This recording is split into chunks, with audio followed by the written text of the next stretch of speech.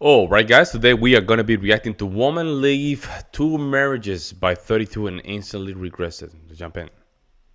It sucks. It can suck in the moment to choose yourself and to choose growth because this is something that happens a lot when you choose to heal and when you choose growth and yourself over anything else. But unfortunately, I'm not immune to it. When I'm going through it like I am right now, I feel so deeply, desperately alone, and I feel like I'm the only person that's going through this, and all the voices start. And what I'm referring to is the bitterness that you can feel in growth. Welcome back, family. I honestly don't even know where to start with this 32-year-old woman who already has 2 divorces under her belt. I mean, the things that will come out of this woman's mouth will absolutely blow your mind. Let's first hear why her marriages didn't work and everything that is wrong with her from her own mouth. Feeling like I was bad or broken or wondering what is wrong with me are the earliest self-talk memories that I have.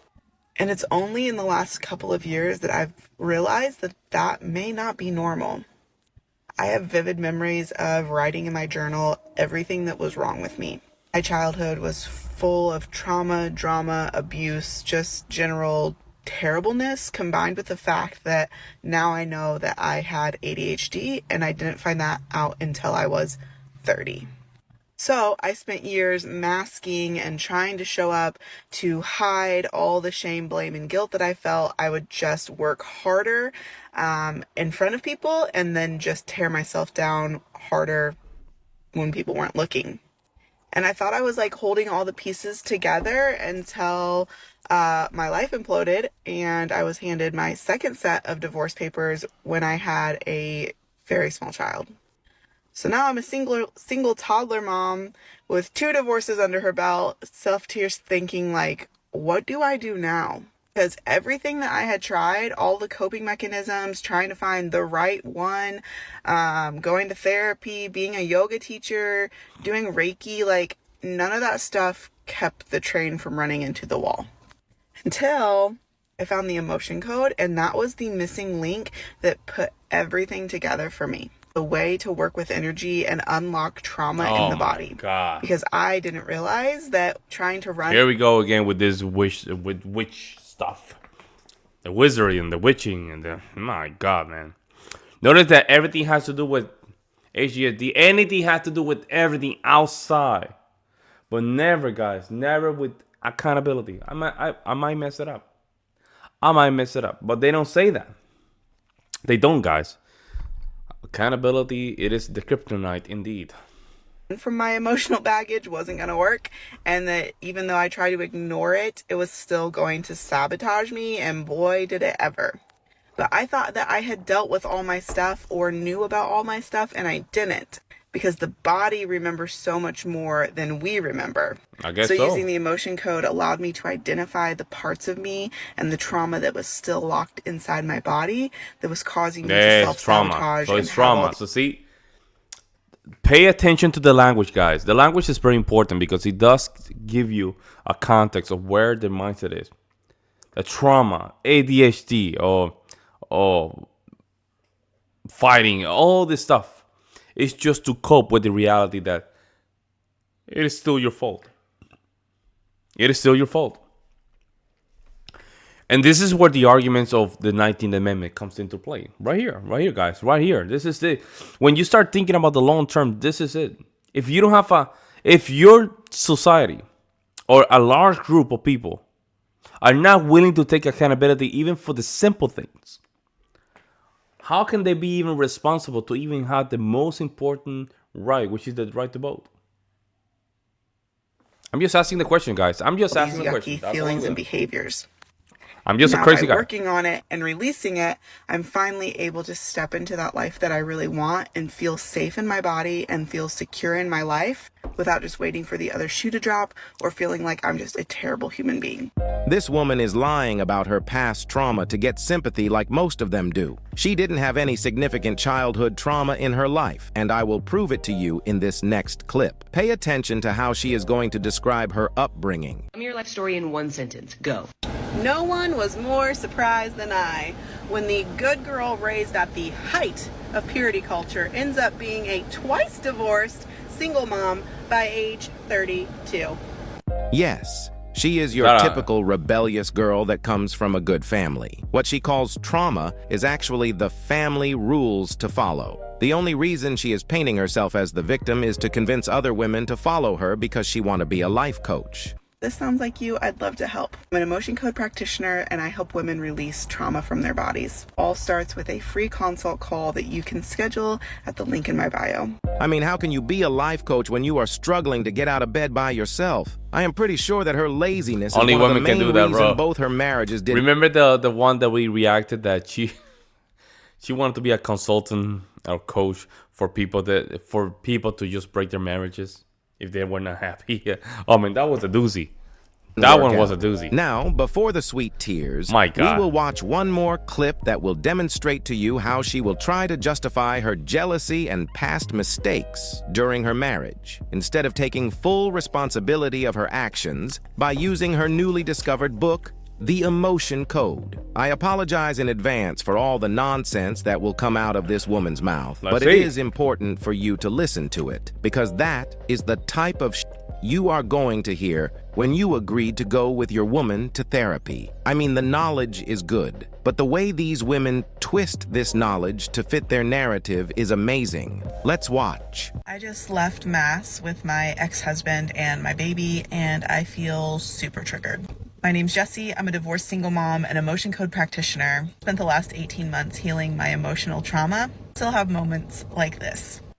Typically, I like to come on here very polished with something really thought-provoking and educational to tell you, but today, I'm just going to keep it real. As I was driving to Target, I was just thinking, like, what am I going to do with these thoughts and feelings? Because I know that the yucky stuff has been activated in seeing my ex today. So I had two choices. I could either sit in those feelings of inadequacy and grief and loss and low self-worth, or I could remind myself that I am human, I'm going to have emotions, and I can acknowledge those emotions and pass them through my body.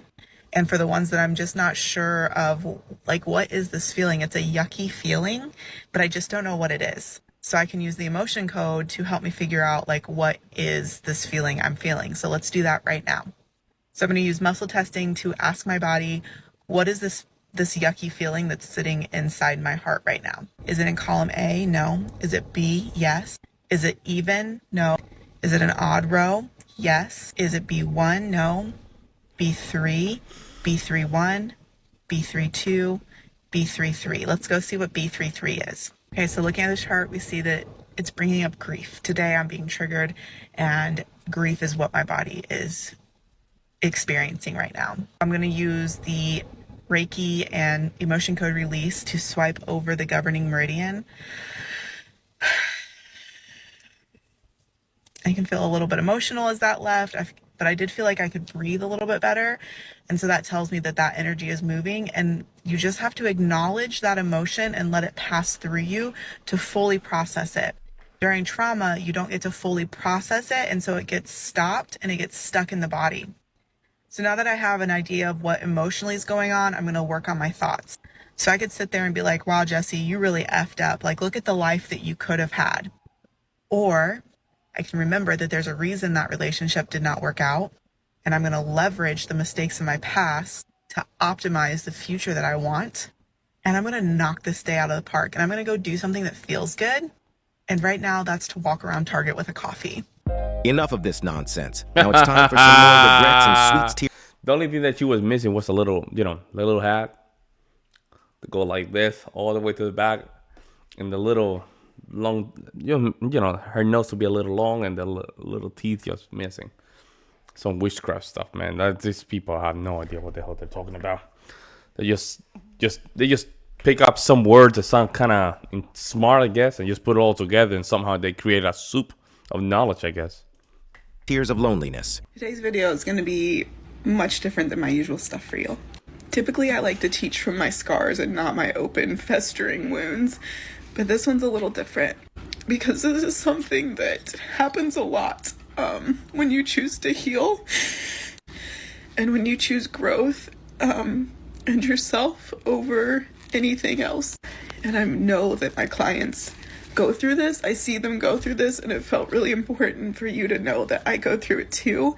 And that this is why I refuse to let you back down. I refuse to buy your excuses and your stories, because I live it too. I'm just a little bit further down the path, and I'm just up here saying, like, come on, keep going. Yo, she is But cringy, unfortunately, man. I'm not immune to it.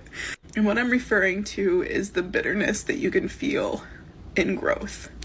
Because there's often a lot of grief, a lot of letting go, and a lot of opportunities for you to choose what you know you need to choose.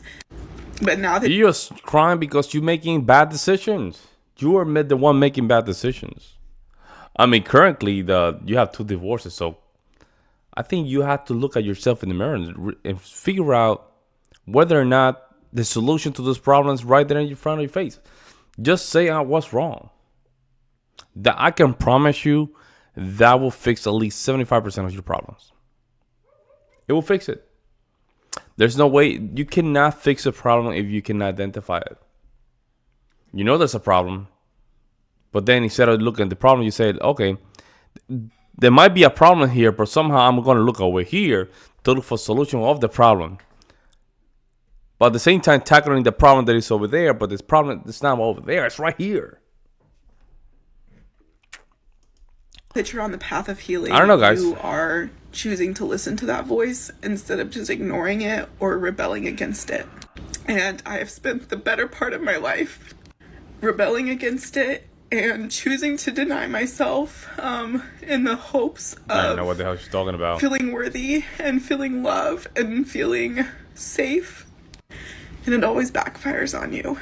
So when you're in that time, and maybe you're in it right now, I just wanted to make this so that you know you're not alone, because when I'm going through it like I am right now, I feel so deeply, desperately alone, and I feel like I'm the only person that's going through this, and all the voices start.